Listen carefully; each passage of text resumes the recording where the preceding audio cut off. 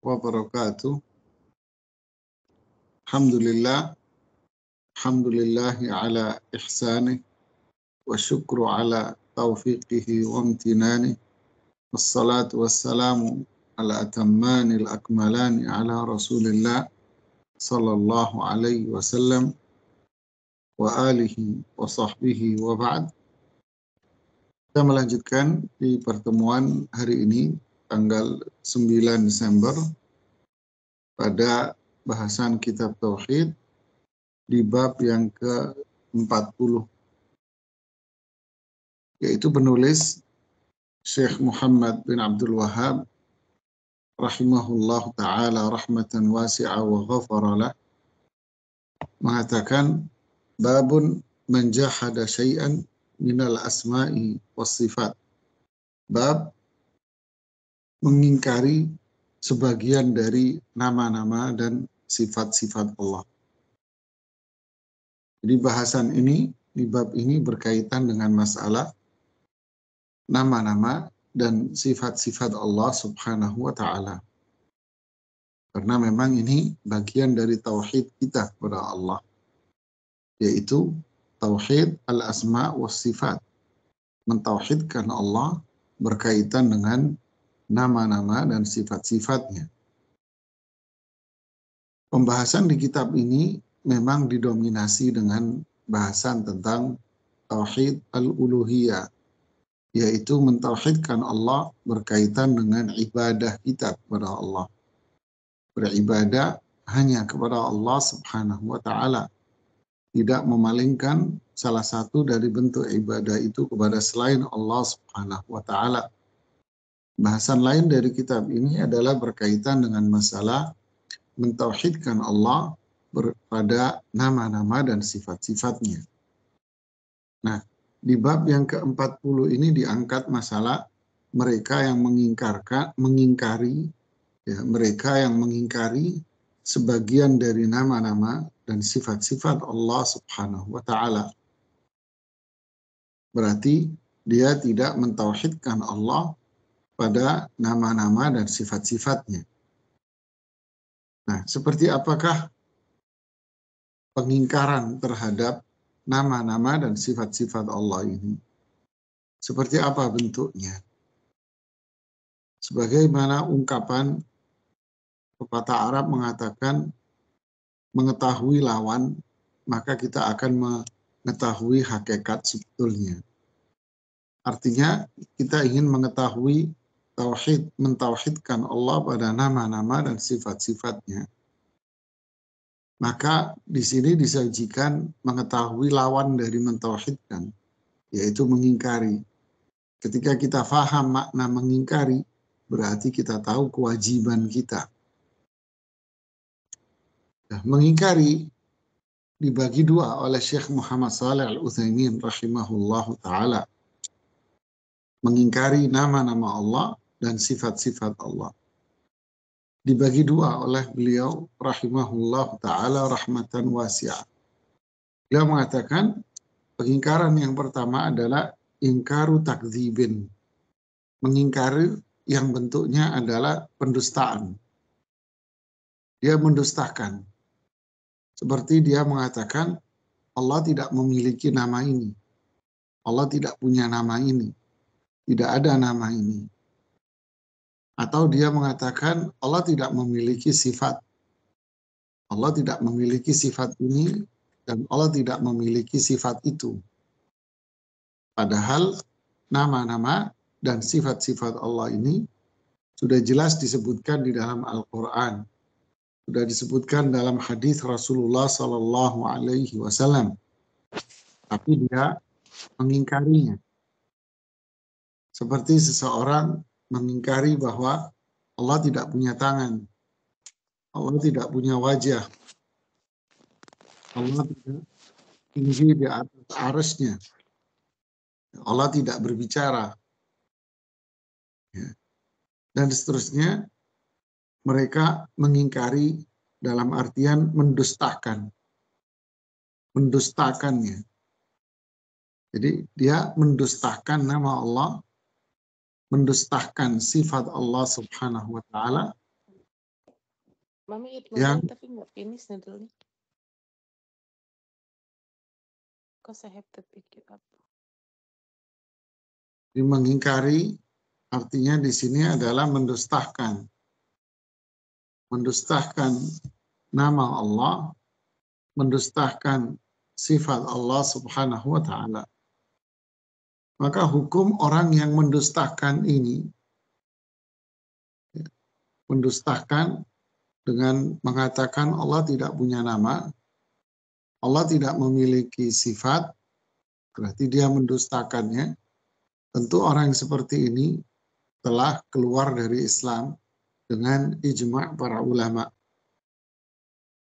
Dia kufur, dia kafir, dia murtad dengan kesepakatan para ulama. Karena dia mendustakan berita yang datangnya dari Allah. Dia mendustakan Al-Quran.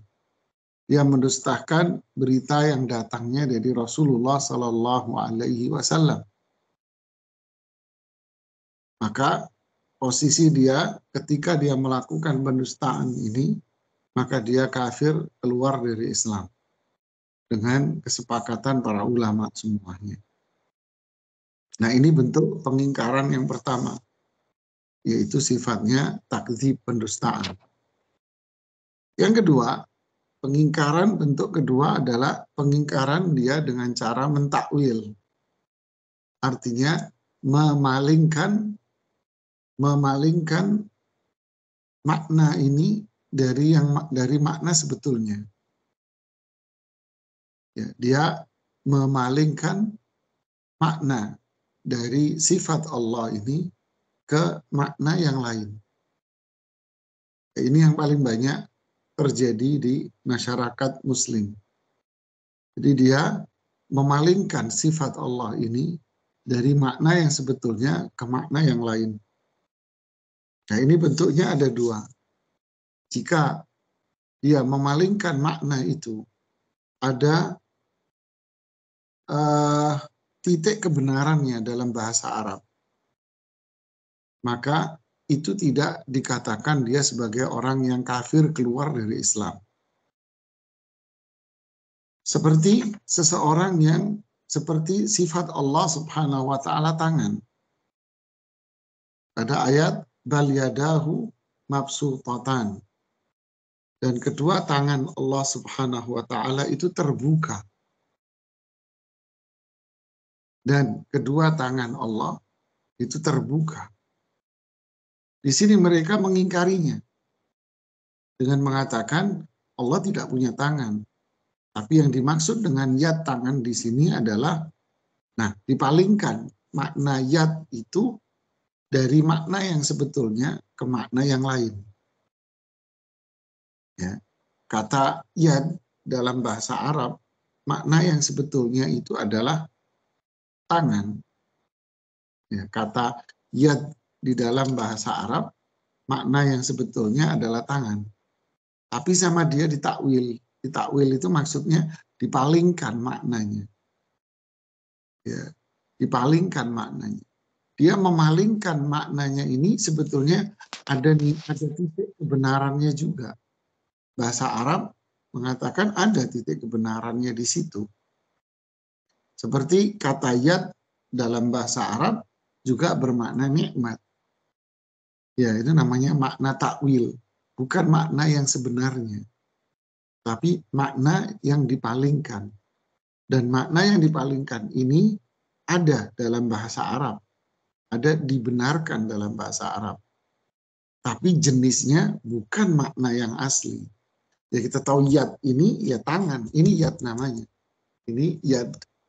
Tapi yad ini dimaknai pula dengan maksudnya adalah nikmat. Dia punya tangan di sana. Maksudnya dia punya kebaikan di situ. Ya, ini bukan makna yang sebetulnya. Ya, makna takwil namanya. Dan di bahasa Arab ada itu. Ada pernyataan seperti itu dalam bahasa Arab. Nah, orang-orang yang seperti ini ketika membaca ayat Al-Quran, bal yadahu mabsutatan, dan kedua tangan Allah itu terbuka. Harusnya dia mengartikan yad ini sebagai makna yang sebetulnya. Ya, dia memaknai yad ini makna yang sebetulnya, tapi dia mentakwilnya, memalingkan makna yang asli ke makna yang lain. Diartikan di sini bukan tangan maksudnya, tapi di sini adalah nikmat. Ya. Apakah ini benar? Tentu ini salah. Namanya aja pengingkaran. Ini bagian dari makna mengingkari. Tetapi mengingkaran dia ini tidak sampai pada tingkatan kafir. Karena ada titik, makanya saya bilang dijelaskan oleh para ulama, ada musawwir fil lughah al-arabiyyah. Musawwir ada titik benar, ada titik pengakuan di dalam bahasa Arab. Tapi itu bukan makna asli. Ya, jadi harusnya diartikan apa? Diartikan ke makna yang asli. Nah, ini bagian dari apa? Pengingkaran yang tidak mengarah kepada hukum kafir dan murtad. Seperti pula di Al-Quran disebutkan al-wajhu, ibtigha'a wajhillah. Mereka bersedekah mengharapkan wajah Allah. Ya, mereka mengatakan al-wajhu itu artinya wajah. Berarti di sini Allah mensifati dirinya memiliki wajah. Sebagaimana ayat yang tadi, Allah mensifati bahwa dirinya memiliki tangan. Lalu muncullah orang-orang mengatakan, tidak, ini bukan wajah maknanya. Tapi maknanya adalah ridho. Nah, ini bagian bentuk apa? Pengingkaran makna. Tapi tidak sampai kepada titik dia murtad. Karena dalam bahasa Arab juga diartikan itu, tapi dalam bentuk pengertian yang bersifat takwil, yaitu bukan makna yang hakiki. Ya. Ada lagi bentuk yang mentakwil, memalingkan dari makna yang asli, tapi tidak ada kebenaran sama sekali dalam bahasa Arab. Seperti seseorang mengartikan firman Allah, tajri bi'ayunina. Kapal itu berjalan dengan mata-mata Allah. Al-ainu artinya mata. Tapi dia memalingkan maknanya. Dia mengatakan ayun ini artinya bumi. Jadi maksudnya adalah perahu ini berjalan di atas bumiku. Nah, berarti dia memalingkan dari makna yang hakiki ke makna yang lain. Cuman makna yang lain ini tidak ada titik pembenaran dalam bahasa Arab. Jauh. Masa mata diartiin bumi, nggak nyambung sama sekali gitu ya. Nah, ini sama aja dengan poin yang pertama, yaitu dia yang mendustakan nama-nama Allah. Berarti kalau ada yang melakukan ini, berarti dia dihukumi orang yang murtad. Intinya, saudaraku sekalian, kita kalau mendengar ayat-ayat Al-Quran yang berbicara tentang nama-nama Allah dan sifatnya, maka kita wajib memaknainya seperti yang ada dalam bahasa Arab, yaitu makna hakiki. Ya, mengharapkan wajah Allah, al-wajhu, ibtigha'a wajhillah, mengharap wajah Allah. Ya kita artikan bahwa itu wajah Allah. Tangan Allah, yad ya tangan, ya kita artikan tangan. Ya. Allah berbicara, Allah yukalim Musa. Ya udah kita artikan Allah berbicara dengan Nabi Musa. Allah punya sifat bicara berarti. Allah istawa tinggi di atas arsy. Ya udah kita artikan istawa itu tinggi di atas arsy karena memang itu makna yang asli. Bukan dimaknai dengan makna yang lain. Oh, istawa ini maknanya adalah berkuasa di alam. Berarti kan memalingkan makna yang sebetulnya. Walaupun dia tidak sampai kafir, tidak. Ya, tidak, tapi dia melakukan pengingkaran terhadap nama Allah. Tapi kalau dia mengatakan, oh tidak, Allah tidak tinggi di atas arsy, sama sekali tidak. Lah ayat Al-Quran dibuang sama dia, maka ini maksudnya adalah pendustaan. yang bersifat dia akan kufur, murtad. Ya. Tapi kalau, nah Allah itu istawa memang, cuman artinya bukan tinggi, tapi artinya berkuasa. Maka dia tidak keluar dari Islam. Karena dia memalingkan maknanya kepada makna lain yang memang di dalam bahasa Arab ada kandungan makna itu. Tapi bukan itu yang diinginkan oleh Al-Quran. Yang diinginkan Al-Quran adalah makna yang asli. Al-wajhu, wajah. Al-yadu, tangan. Ya, yanzil, turun, turun. Istawa, tinggi. Ya udah Allah tinggi. Alal ars, di atas arsnya. Jangan dipaling-palingkan lagi kepada makna yang lain. Ya, ini sangat berbahaya sekali dan sangat banyak di antara masyarakat kita yang melakukan pengingkaran-pengingkaran ini. Mengingkari nama-nama berarti menunjukkan bahwa Allah Subhanahu wa taala memiliki nama-nama sebagaimana dalam kajian kita di fikih Asmaul Husna. Allah itu memiliki nama. Al-ism, nama. Nama itu kan menunjukkan pada pemilik nama itu, zat. Ya. Jadi Allah punya nama. Nama menunjukkan atas zat itu. Dan Allah pun memiliki sifat-sifat. Ya. Nama-nama Allah banyak. Tak terhingga. Loh itu yang 99, ya 99 itu yang harus kita ihsa man ahsaha. Siapa yang mempelajarinya, menghafalnya, memahami kandungan maknanya, mengamalkannya, maka dia akan masuk surga. Berapa yang kita pelajari? Berapa yang harus kita fahami? Berapa yang harus kita amalkan kandungan makna itu? Tak terhingga, walaya repot. Maka disebutkan di sini 99. Ini yang perlu kita tahu apa saja nama-nama Allah yang 99. Ya. Apa maknanya, kandungannya apa? Kita bisa mengamalkan di balik kandungan makna itu. Bukan berarti nama-nama Allah cuma 99. Ya. Contoh umpama orang Arab bilang ada 100 kuda yang saya siapkan untuk berperang. Ada 100 ekor kuda yang saya siapkan untuk berperang. Apakah berarti kudanya cuma 100? Jawabannya tidak.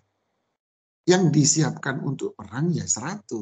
Bukan berarti kuda dia cuma 100. Contoh lagi. 10 pisau saya siapkan untuk acara kurban. 10 pisau saya siapkan untuk acara kurban. Apakah berarti saya cuma punya pisau 10? Tidak. Kata 10 ini disebutkan karena berkaitan dengan apa? Persiapan kurban. Jadi 10 ini disebutkan untuk persiapan kurban. Bukan berarti saya punya cuma 10. Kan? Nah, begitulah seterusnya contoh-contoh ini. Menyebut penyebutan 99. Bukan berarti nama Allah cuma 99. Cuman penyebutan 99 ini berkaitan dengan kalimat setelahnya dalam hadis itu. Allah memiliki 99 nama. 100 kurang 1. Man ahsoha. Siapa yang mempelajarinya, memahaminya, mengamalkannya, menghafalnya, maka dia masuk surga. Berarti 99 ini disebutkan dalam konteks untuk mempelajari dan memahami kandungan makna. Untuk diamalkan di balik. Nah, inilah nama-nama Allah Subhanahu wa ta'ala. Dan nama-nama Allah ini disebutkan husna, sempurna dalam kebaikan. Kenapa nama-nama Allah ini sempurna kebaikannya? Karena nama-nama Allah ini mengandung sifat. Di dalamnya ada sifatnya. Ya. Contohnya Allah punya nama Al-Khaliq. Allah punya nama Al-Khaliq. Al-Khaliq ini adalah nama Allah. Dan nama Allah ini mengandung ada di dalamnya ada sifat. Berarti sifat Allah itu apa? Al-Khalqu. Mungkin sulit untuk difahami bagi mereka yang belum paham bahasa Arab. Al-Khaliq itu nama.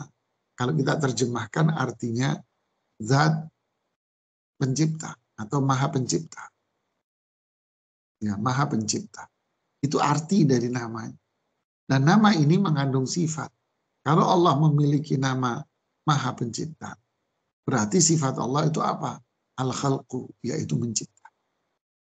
Berarti Allah punya nama Al-Khaliq dan Allah punya nama Al-Khalqu, mencipta. Maka artinya, konsekuensinya adalah tidak ada sesuatu pun yang ada di alam semesta ini pasti Allah yang menciptakan. Yaitu menjadikan dia ada dari tidak ada. Allah punya nama Ar-Razzaq. Itu nama yang artinya maha pemberi rezeki. Nama.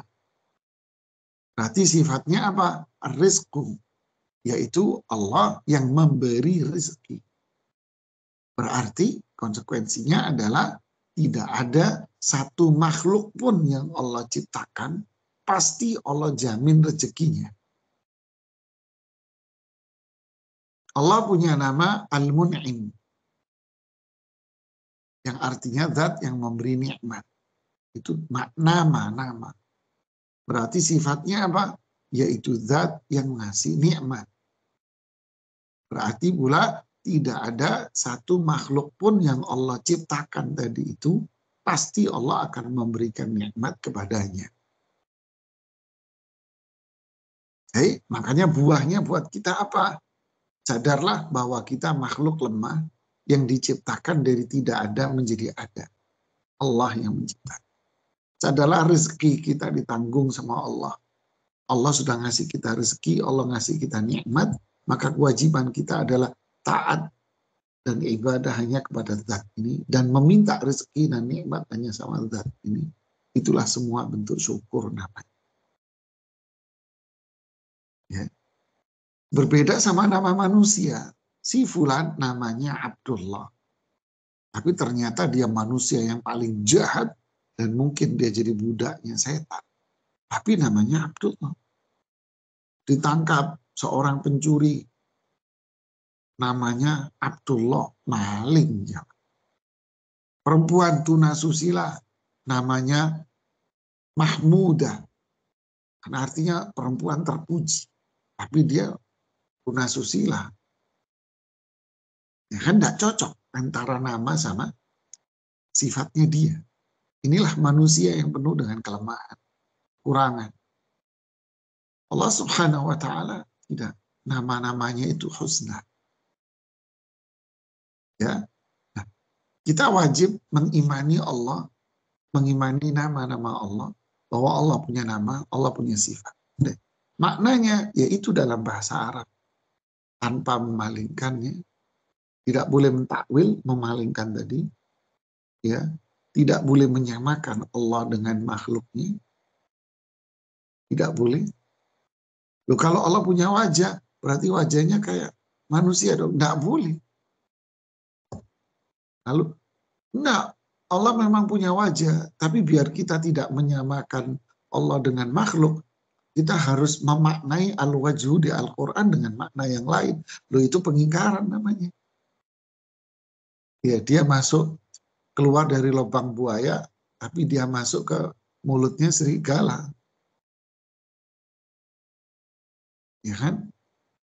Jadi al-wajhu dalam bahasa Arab artinya wajah. Terus ya udah kita imanin aja sebagaimana yang Allah firmankan di Al-Qur'an bahwa Allah punya wajah. Jangan dipalingkan makna itu ke makna yang lain. Terus jangan berpikir kalau Allah punya wajah berarti kayak manusia. Nggak boleh. Jangan berpikir bahwa sama. Ya, tidak bisa itu. Allah tidak sama dengan siapapun. Terus kalau begitu bagaimana bentuknya? Tidak boleh Anda menanyakan bagaimana bentuk. Kalau saya mengatakan saya makan apel, apakah apel yang saya makan sama dengan apel Anda? Namanya sama, bisa jadi berbeda. Saya barusan makan pisang umpamanya. Apakah pisang yang saya makan sama dengan Anda? Nama boleh sama, tetapi hakikat pasti akan berbeda. Apakah setiap kali saya menyebutkan kolam, terus sama dengan Anda? Menyebutkan sungai akan sama dengan Anda? Tidak.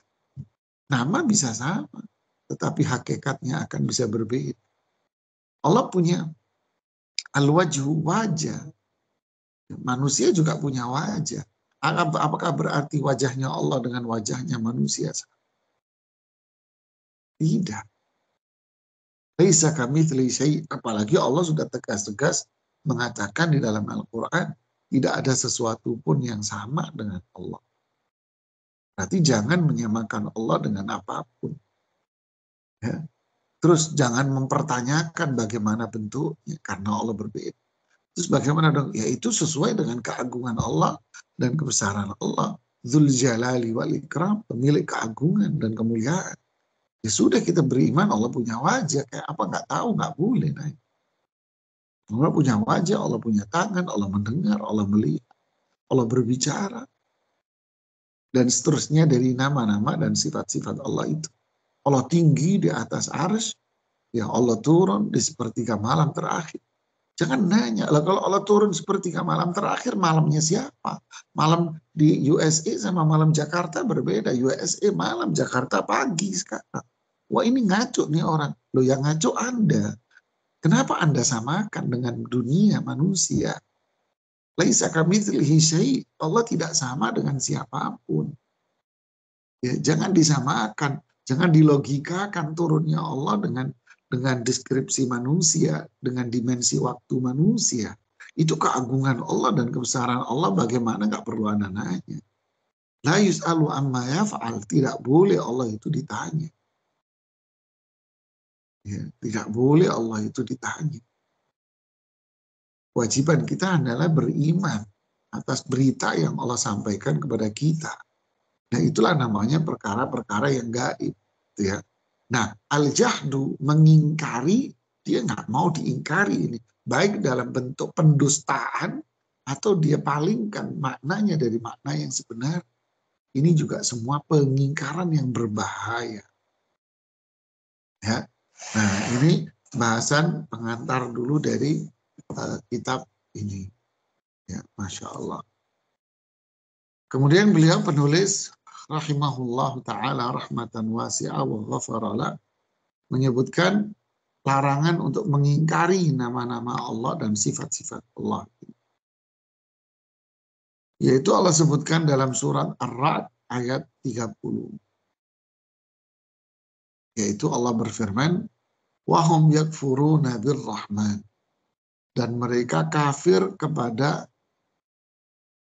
zat yang memiliki nama Rahman. Mereka mengingkari Ar-Rahman. Maksudnya mereka tidak mengingkari Allah. Tapi mereka mengingkari nama Rahman. Wahum yakfuruna birrahman. Dan mereka mengingkari Rahman. Mengingkari Rahman. Mereka tidak mengingkari Allah.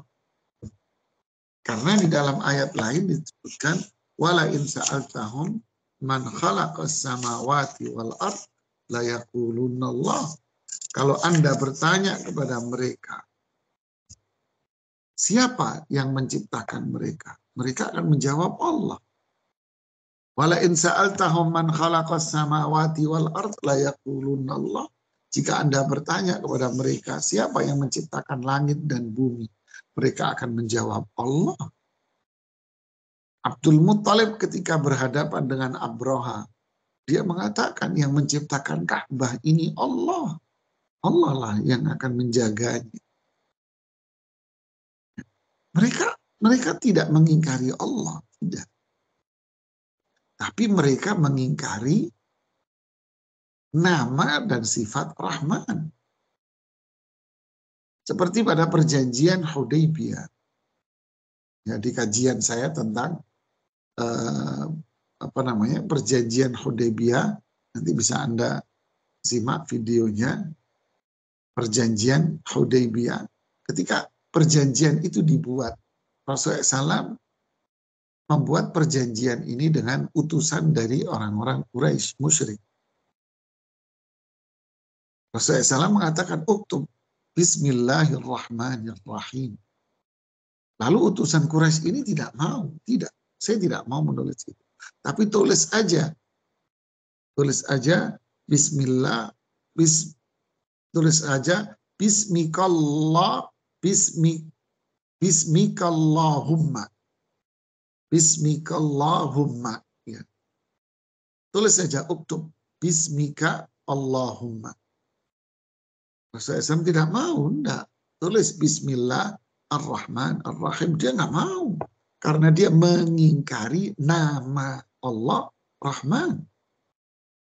Dia mengingkari. Makanya Allah sebut di sini di ayat ini, di surat Ra'd ayat 30, wahum yakfurun, mereka kufur. Mereka ini orang-orang kafir karena mereka tidak percaya dengan nama dan sifat Allah. Berarti ayat ini jadi dalil bahwa siapapun yang mengingkari, yaitu mendustakan, nah kategori mendustakan nama Allah, atau mendustakan salah satu dari sifat Allah, dengan mengatakan Allah tidak punya wajah, Allah tidak punya tangan, Allah tidak tinggi di atas arsy, ya. Allah tidak berbicara, didustakan nama itu, ya, bukan ditakwilkan, didustakan nama itu, maka dia yakfurun, maka mereka orang-orang ini kafir murtad. Ya. Tapi kalau dia mentakwil, enggak. Di Al-Quran disebutkan Allah punya al-wajhu. Tapi al-wajhu ini artinya bukan wajah, tapi ini apa namanya, ridho. Dia memalingkan. Nah, dia tidak sampai pada tingkatan kafir, tapi dia melakukan pengingkaran terhadap nama Allah, dan ini berbahaya. Innalillahi wa inna ilaihi raji'un. Berarti kategorinya dia tidak berbuat apa namanya kekufuran, tapi dia tidak berbuat tauhid juga kepada Allah. Na'udzubillah. Jadi ayat ini wahum yakfuruna birrahman. Mereka kufur, ya, mereka kafir karena mereka tidak percaya dengan nama Allah Rahman. Kemudian dalil yang berikutnya diriwayatkan dalam Sahih Bukhari bahwa Ali bin Abi Thalib bertanya, "Hadithun nasa bima ya'rifun, aturiduna an yukadzdzaballahu wa rasuluh?" Tuturkanlah, sampaikanlah, ajaklah bicara orang-orang ini, manusia-manusia ini, bima ya'rifun, sesuai dengan apa yang mereka faham. Ini ajak bicara orang sesuai dengan kemampuan intelektualnya. Jadi jangan ketinggian gitu ya. Kalau ngomong sama orang intelektualnya rendah, ya udah sesuaikan bicaranya. Kalau bicara dengan orang intelektualnya tinggi, ya Anda sesuaikan dengan mereka. Sebagaimana kita bicara dengan anak-anak, ya kita sesuaikan. Sama remaja, ya kita sesuaikan. Ya. Aturiduna an yukadzdzaballahu wa rasuluh. Apakah kamu mau Allah dan Rasulnya didustakan oleh mereka karena salah faham? Ya. Abdul Razak meriwayatkan dari Ma'mar, dari Ibnu Tawus, dari bapaknya Tawus, dari Ibnu Abbas, bahwa ia melihat seseorang terperanjat mendengar sebuah hadis berkenaan dengan sifat Allah. Jadi ketika dia mendengar Allah punya sifat ini, kaget dia. Dia kaget. Yang diriwayatkan dari Rasulullah SAW. Karena mereka keberatan dengan hal itu. Ya. Kaget, masa Allah punya sifat ini? Maksudnya kaget ini apa? Dia tidak mau menerima itu. Ya. Dia mengingkarinya. Lalu Ibnu Abbas mengatakan, ma faraku haula. Apa yang menjadikan mereka ini takut, khawatir? Kenapa mereka kok takut? Kenapa terperanjat? Yajiduna riqatan inda muhkamih wa yahlikuna inda mutasyabih. Nah ini yang dijadikan dalil. Mereka mau mendengar dan menerima ketika dibacakan nas yang udah jelas-jelas hukumnya. Tetapi mereka membuang mereka akan binasa pada ayat-ayat yang belum jelas maknanya bagi mereka. Jadi maksudnya untuk ayat-ayat yang jelas, mudah difahami, yang disebut dengan ayat muhkam, mereka akan menerima. Tapi kalau ayat-ayat mutasyabih yang tidak difahami oleh manusia, dia akan tolak. Nggak mungkin gitu. Nah, di sini Ibnu Abbas mengatakan yahlikun, mereka akan binasa. Karena ayat-ayat yang berkaitan dengan nama dan sifat Allah mungkin mereka di otak mereka sulit untuk menerima. Akhirnya mereka mengingkarinya. Allah punya wajah. Masa. Allah punya tangan. Masa. Allah tinggi di atas arsy. Masa. Allah itu turun dari langitnya ke langit dunia ini di sepertiga malam terakhir. Masa. Ya. Allah itu berbicara. Masa. Ya. Allah punya nama ini. Allah punya sifat ini. Mereka menolaknya semuanya. Atau sebagian dari itu. Kenapa? Tidak bisa mereka pahami. Lalu Ibnu Abbas mengatakan, yahlikun, mereka akan binasa. Masa ayat Al-Quran harus dicocokin dengan otaknya? Harusnya kita yang berusaha untuk memahami apa yang diinginkan oleh Allah. Itulah namanya tafsir. Yaitu penjelasan akan maksud dari firman Allah itu. Siapa yang menjelaskan? Ya Allah sendiri. Siapa yang menjelaskan? Rasulullah SAW. Siapa yang menjelaskan? Para sahabat. Jangan kita dengan otak kita berusaha untuk memahami, kalau cocok diterima, nggak cocok dibuang. Nah ini bahaya, ini mengingkari namanya. Begitu pula dengan nama-nama dan sifat-sifat Allah. Nah, inilah menjelaskan yahlikun binasa. Nah, kalau berbicara dengan masyarakat awam, bicaralah yang sederhana saja. Allah punya nama-nama yang sempurna, yang baik. Allah punya sifat-sifat, kewajiban kita mengimani. Allah memberi rezeki. Sebatas bahasanya sederhanain, jangan terlalu tinggi. Akhirnya mereka sulit untuk dicerna oleh akal mereka, nanti ditolak. Gitu ya. Nanti ditolak lu sama mereka. Bahaya. Kalau mereka sampai pada tingkatan menolak nama dan sifat Allah, mengingkari nama sifat Allah, sampai pada tingkatan mendustakan, wah ini bisa murtad. Atau memaknai dengan makna yang sesuai dengan akal pikiran. Seperti ungkapan seorang dai senior di Indonesia. Ketika memaknai Ar-Rahman wa 'alal arsy istawa. Ya. Seorang dai senior di Indonesia, Ar-Rahman wa 'alal arsy istawa. Ar-Rahman, yaitu zat yang memiliki nama Rahman, yang memiliki sifat rahmah, istawa, tinggi di atas arsy. Lalu dia mengatakan, ini nggak masuk di akal. Loh, kok Al-Quran dicocokin sama akalnya? Harusnya kita yang memahami maksud itu. Ya kan? Nggak masuk di akal ini. Kalau gitu, ayat ini harus kita sesuaikan maknanya dengan akal kita. Istawa ini bukan tinggi di atas arsy, tapi istawa ini artinya berkuasa. Berarti dia mengingkari. Ya, berarti dia mengingkari ini. La haula wa la quwata illa billah. Terus Allah di mana kalau gitu? Allah di mana-mana. Inna lillahi wa inna ilaihi raji'un. Ya, ini bahaya ini. Ya, mengatakan Allah di mana-mana. Inna lillahi wa inna ilaihi raji'un. Terus apa sikap yang benar? Mentauhidkan Allah pada nama-nama dan sifat-sifat. Allah mengatakan bahwa Allah punya sifat rahmah. Ya, kita beriman. Allah mengatakan bahwa Allah punya sifat berbicara. Ya udah kita beriman bahwa Allah berbicara. Allah tinggi di atas arsy. Ya udah kita beriman, mempercayai. Ya. Dan kita yakin bahwa nama Allah ini, sifat Allah ini berbeda dengan makhluknya. Pasti akan berbeda.